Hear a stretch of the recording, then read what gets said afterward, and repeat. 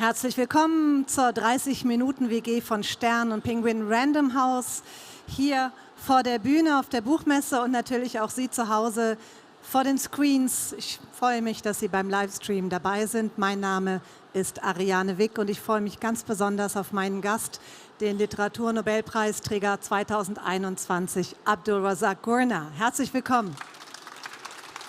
Welcome. Ganz kurz, obwohl Sie es wahrscheinlich alle schon wissen, ein paar Eckdaten zu Abdulrazak Gurnah. Wurde 1948 auf Sansibar geboren. Das ist eine Inselgruppe, gehört zu Tansania vor der Küste Ostafrikas. 1967 ist er nach Großbritannien geflohen und fast 15 Jahre später hat er an der University of Kent als Professor englische und postkoloniale Literatur gelehrt. Bisher hat er 10 Romane geschrieben und dann kam natürlich die große Aufregung im vergangenen Jahr. Überraschungsgast für uns und sicherlich auch für ihn, Abdulrazak Gurnah. Sie sind ja jetzt in Rente und wir sitzen ja hier in einer WG und ich frage mich, was Sie eigentlich tun, wenn Sie nicht schreiben. You are retired, so when you are not writing, what do you like to do for leisure? You mean now? Or before? Well, I don't know. Now. Well, there isn't very much time for leisure now. But Okay, before. Before. I love gardening. So we have a nice garden, so I do spend a lot of time in the garden. Of course, my work as well as my profession, I suppose, is both reading and writing. So I don't know whether reading is leisure or not, because it sometimes feel like it's work. Not because, when I say that, I don't mean that it's unpleasant, but you know, if you're a writer, you read all the time. So anyway, gardening.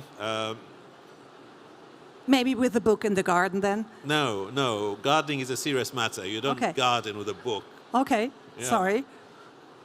You garden with dirty clothes and boots on and that kind of thing. No, you can't have a book then. No. I heard you like cooking.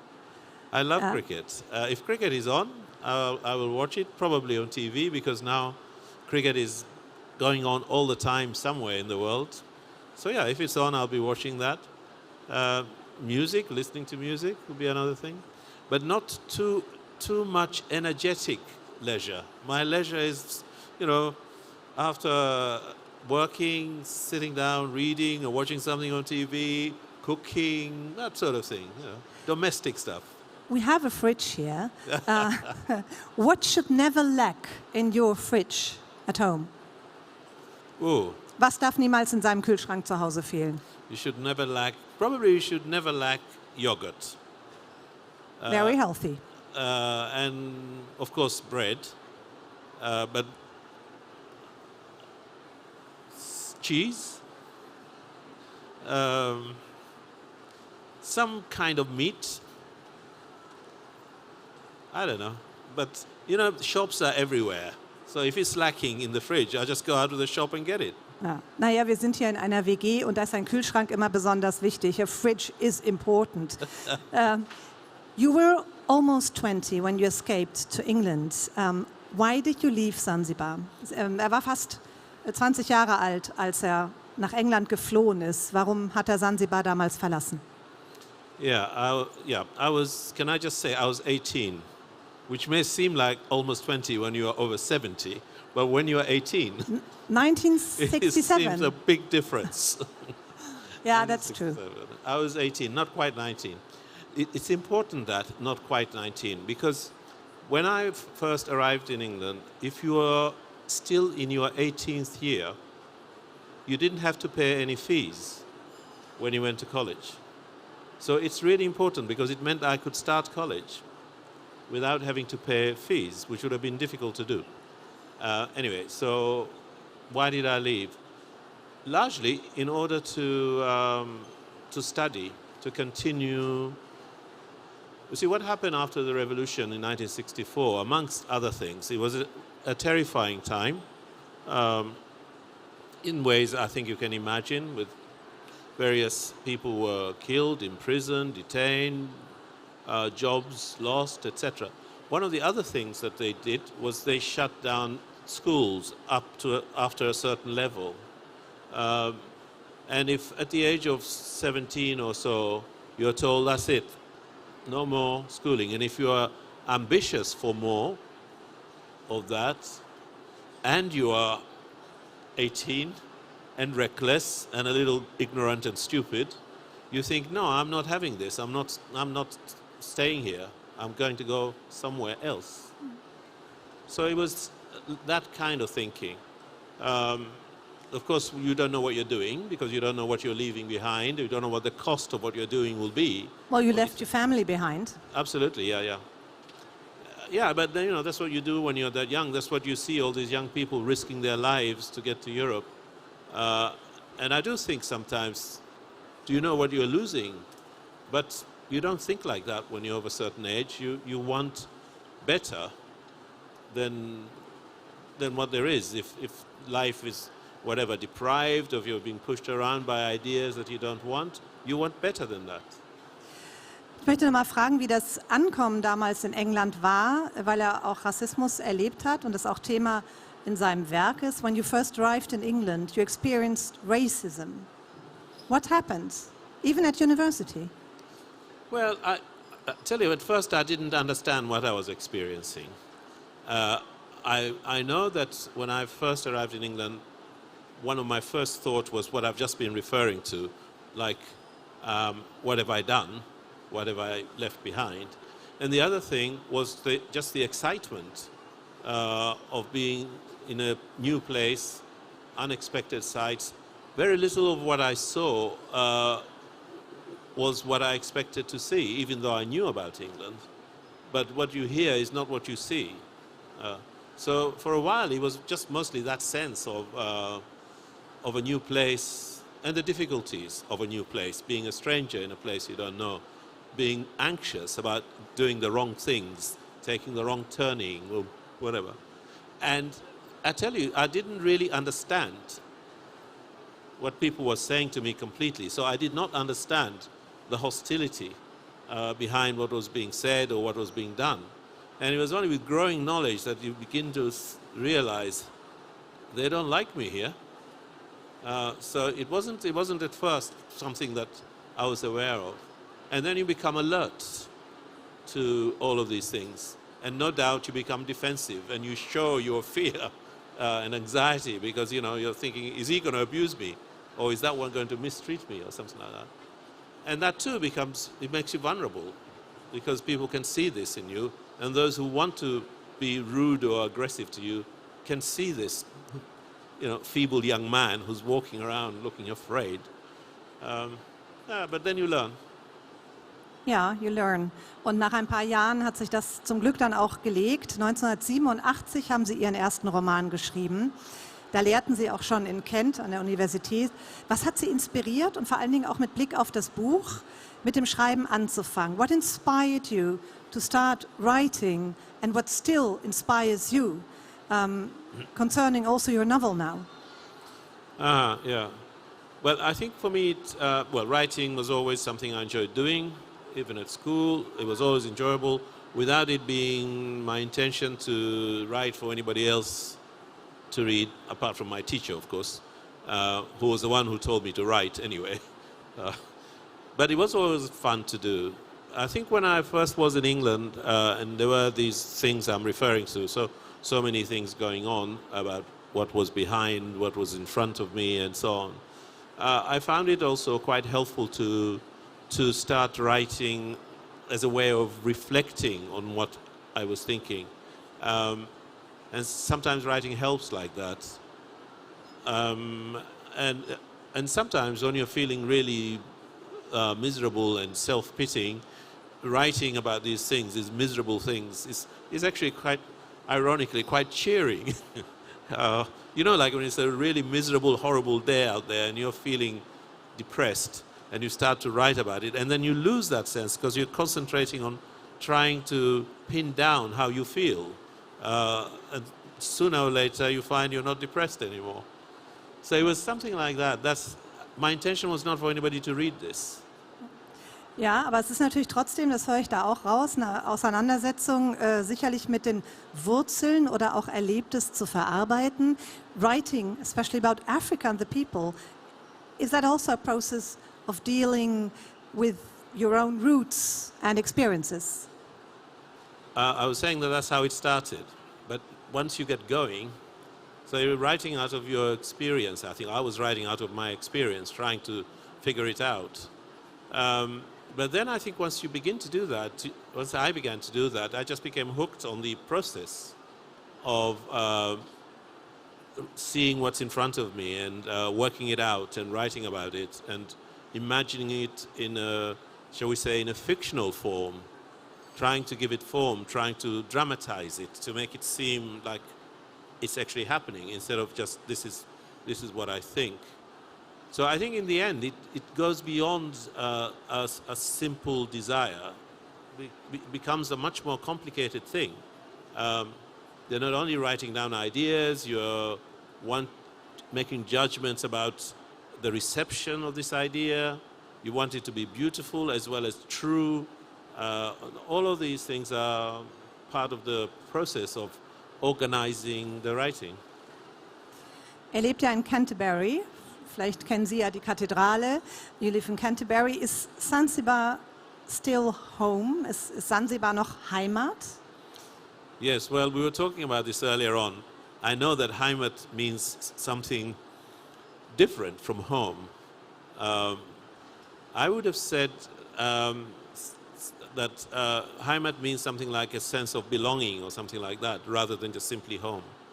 If you said, do you still think of Zanzibar as your home, in English, say, I would say, so is England. They're both my homes. But if you said to me, where do you feel you belong?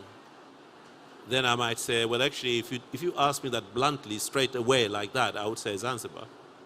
But on the other hand, if I went back to Canterbury tomorrow, go back to Canterbury tomorrow, and somebody were in Canterbury said to me, you don't belong here, I would say, well, get lost. I do. Yes, so that made it clear. Das ist Ihr neuester Roman, Nachleben, Afterlives, 2020 in England erschienen, hier jetzt ganz frisch. Ganz kurz zum Inhalt, just a short summary, very short. Aus der Perspektive zweier ostafrikanischer Hilfssoldaten, die Askari genannt werden, erleben wir diese grausame Zeit des Kolonialismus in Deutsch-Ostafrika Anfang des 20. Jahrhunderts. Und wir erleben das sehr nah an wunderbaren Figuren. Einmal ist dort Ilyas, er ist 11, als er von Soldaten der deutschen Kolonialtruppe zwangsrekrutiert wird. Und er hat eine kleine Schwester Afiya. Und es geht um Hamza. Seine Eltern waren sehr arm, er wurde als Kind verkauft und hat sich freiwillig damals den deutschen Truppen angeschlossen und hat das ab dem ersten Tag bitter bereut. Er kehrt dann nach einigen Jahren verwundet zurück und verliebt sich in Afiya. So schließt sich wieder der Kreis. Und das Positive ist, dass Schreiben, Lernen und auch Lesen einen großen Stellenwert hat in diesem Buch, ebenso wie auch die Liebesgeschichte zwischen Hamza und Afiya. I thought, let's start with something very positive in this book. The capability to read and to write seems as important in your book as the love story between Hamza and Afiya. Why? Because particularly when you're thinking of that period and the fact that it's a girl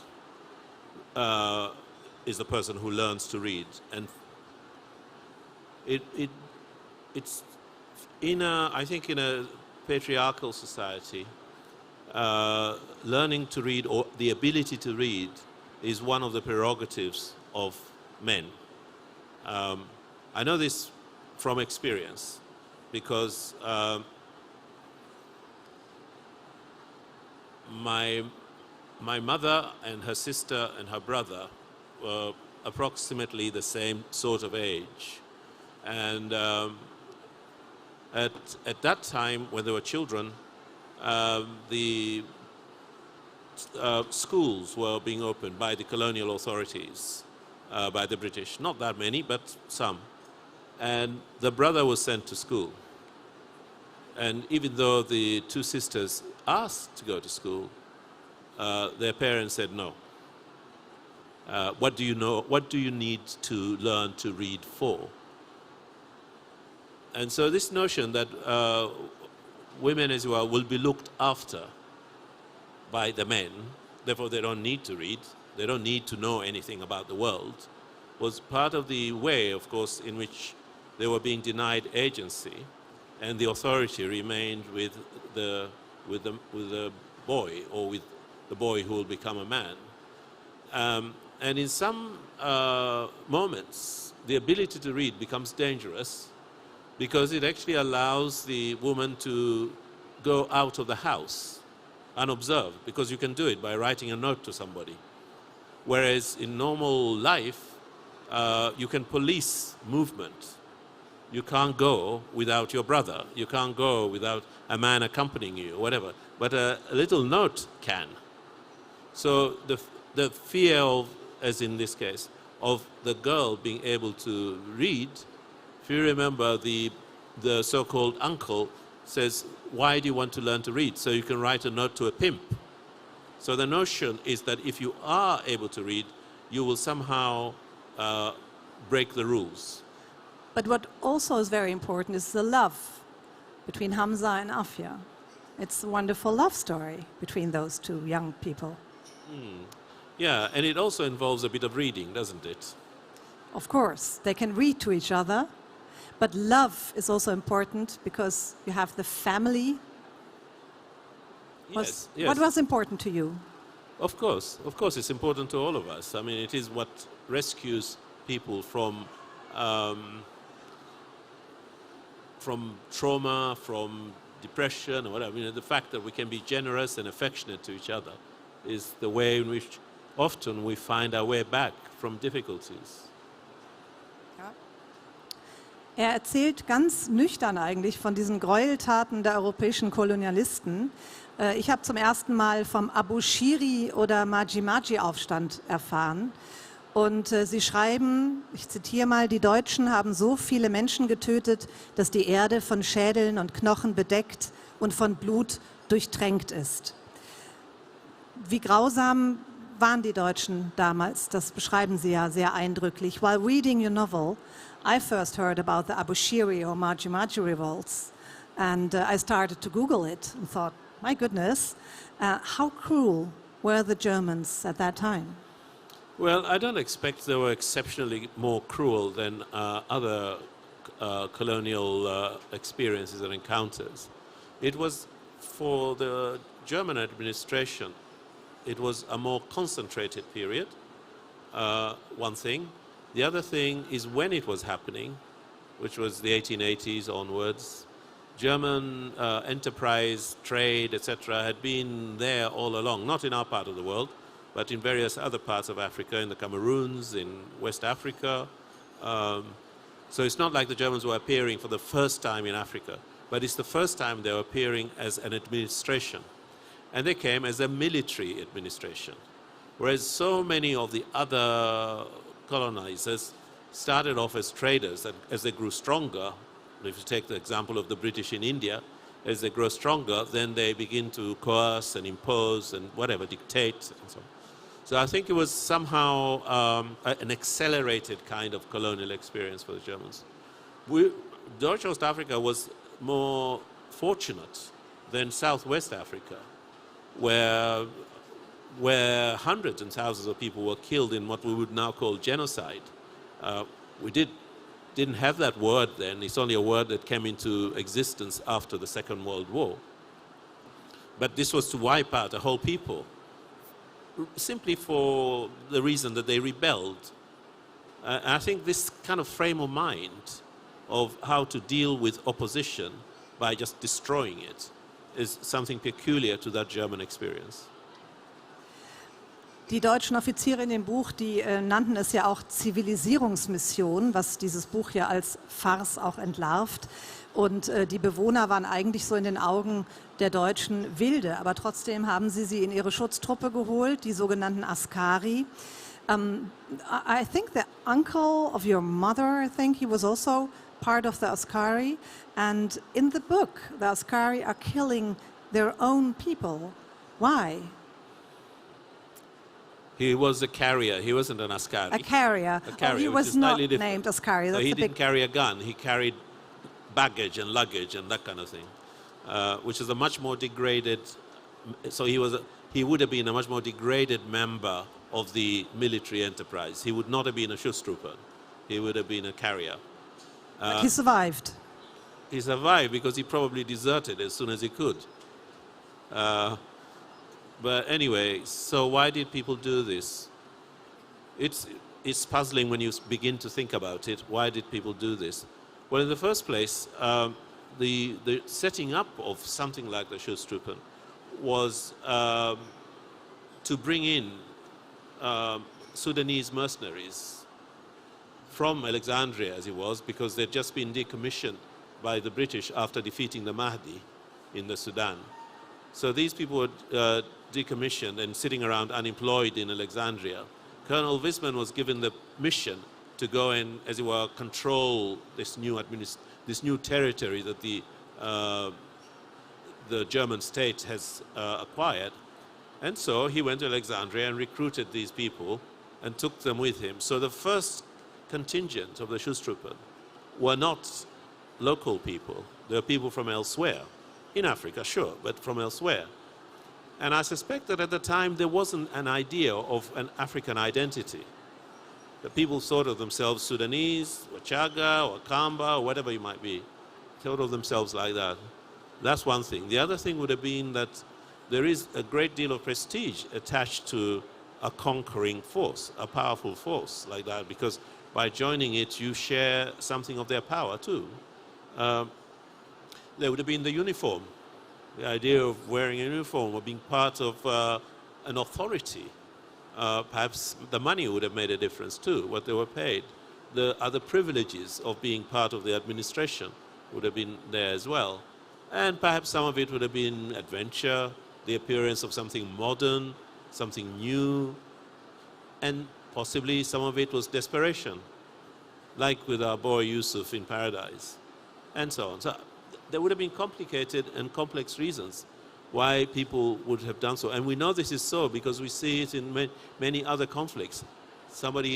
The Americans in Afghanistan, for example, and there is an Afghan army, which admittedly quickly melts away when the conflict actually gets serious. But nonetheless, it's not a new phenomenon that people who are conquered sometimes end up being the part of the colonizing administration. Sie schreiben in Ihrem Buch, dass es Hunderttausende Opfer gab, aber die wurden dann auch während der Kämpfe gar nicht gezählt. I doubt that there are official numbers about the victims during that time in East Africa. To what extent has colonialism actually been dealt with? Inwiefern wurde das eigentlich aufgearbeitet? Sorry, can you Yes. ask me again? To what extent has colonialism at that time in your book has been dealt with? Dealt with? Yes. Well, let me say something about numbers. The estimates vary a little bit, but it's estimated that something like 350,000 people may have died in those 4 years of conflict. Keeping in mind that the number of soldiers involved on either side was not very large. The Schutztruppen was probably no more than about 300, 400 soldiers. Possibly the British and the Belgians and so on were larger in number. So the 350,000 fatalities that we're talking about were civilians or carriers. Civilians died as a result of the tactics of largely the Germans, who as they retreated just destroyed everything so that the pursuing British wouldn't have food or whatever it was. But the real sufferers of all this, of course, were the people who lived in those places. So civilians were the largest victims of this war, as well as those who were punished for various apparently acts of treachery or betrayal or whatever. wenn man sich das mal vorstellt, Europas Mächtige teilten Afrika ja einfach in den berüchtigten Kongo-Konferenzen 1885 unter sich auf. Wo sehen Sie denn Spuren des Kolonialismus heute? Where do you see traces of colonialism today? Well, you see it in so many places, it's impossible to begin. You see it in the borders, you see it in the almost incessant conflicts that take place in, say, in African states, or at civil war. Part of this is because these are nations that were created for the convenience of colonizers. And you draw your map, you rule it by diktat and by force, you then go away. And you have a territory which is now a nation, but which has no organic meaning. And so people are fighting. You take DRC Congo being the most extreme example of it. Huge nation, a huge territory, acquired out of greed, and there's no sense of these are people who share a history, a language, common enterprise, or anything like that. And there they are, constantly fighting over everything. So that's one consequence. The other consequence, of course, is the unequal wealth. A lot of the money, a lot of the things that were extracted from Africa came straight up here to Europe, built palaces and museums and roads and whatever. And what was left behind was left behind. You can go on, but of course it's still with us, it's all with us. Ja, also das Buch ist auch durchaus sehr aktuell. Wir erfahren natürlich auch, was verloren geht durch Kolonialismus. Wie sehen Sie denn die aktuelle Situation? Sie haben es auch angesprochen angesichts so vieler Flüchtlinge in Europa. How do you see the current situation with so many refugees in Europe? Well, there you go. You're asking about consequences. There's another one. It's the inequalities between prosperity on the one hand and deprivation on the other that make it that makes Europe attractive to, especially to young people who want to improve their lives. I know that the narrative has turned these people into criminals in somehow, but when you think about it, there's nothing improper or criminal about wanting to improve your life.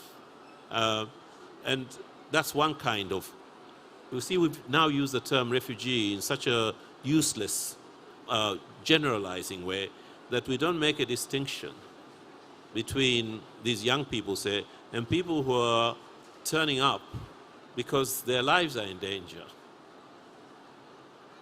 or their cities have been destroyed by war, and their families are at risk.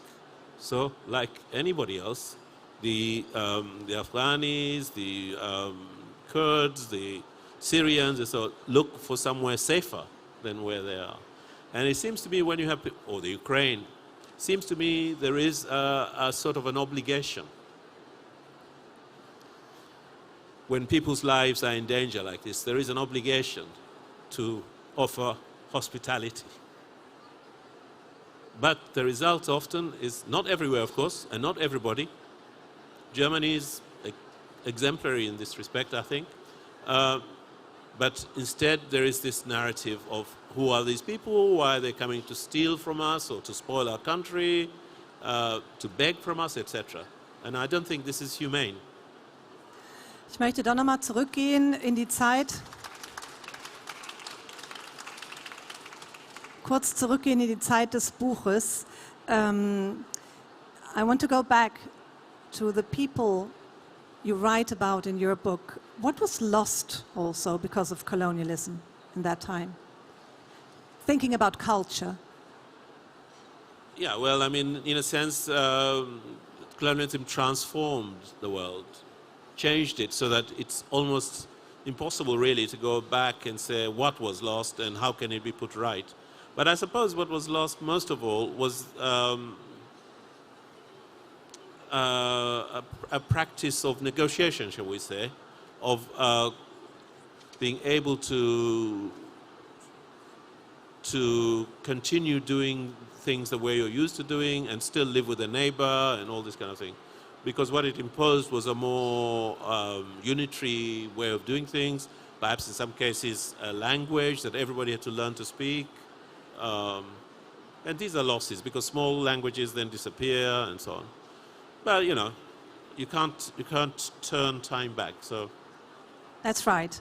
5 ihrer Bücher waren ja überhaupt erst ins Deutsche übersetzt, aber alle vergriffen, als sie im vergangenen Jahr den Literaturnobelpreis gewonnen haben. Es gab also erstmal gar kein Buch zu kaufen von ihnen. Das ist schon eine ganz interessante Situation.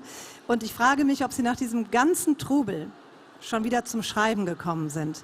Since receiving the Nobel Literature Prize last year, have you had time to write again? Something new? no, but I've been writing lots of emails though. Are you planning to write?